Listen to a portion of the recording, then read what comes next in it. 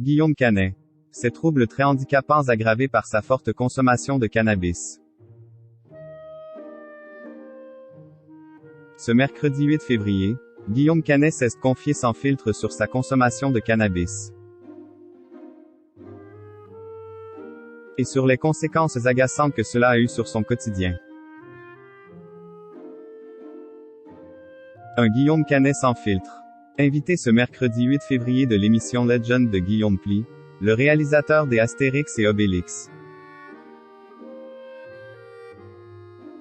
L'Empire du Milieu s'est longuement confié sur des sujets qu'Will n'avait alors jamais abordés.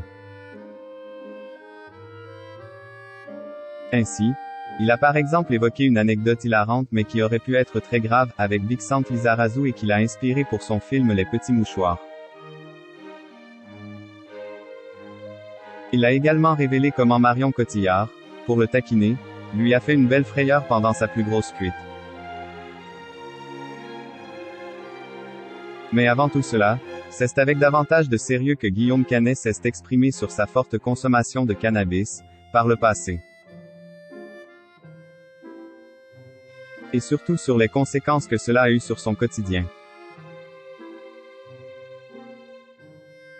J'ai eu beaucoup de TOC, troubles obsessionnels compulsifs, NDLR, dans mon enfance et dans les dernières années. Ça fait à peu près 5 ou 6 ans que je n'en ai plus beaucoup, mais j'ai eu des périodes, explique-t-il.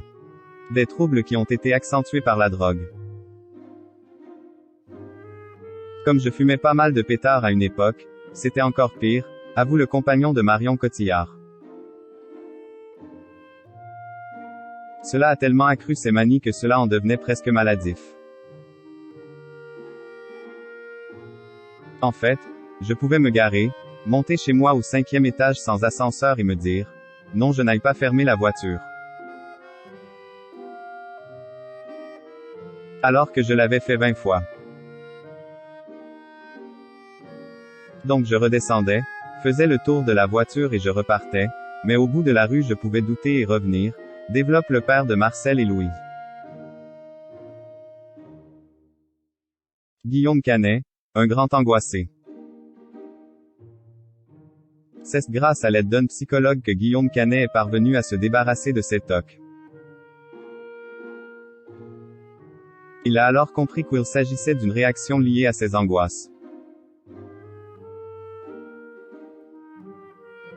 Tu es en train de cristalliser, de penser à un truc qui t'angoisse et du coup, tu n'es pas concentré sur ce que tu es en train de faire, explique-t-il.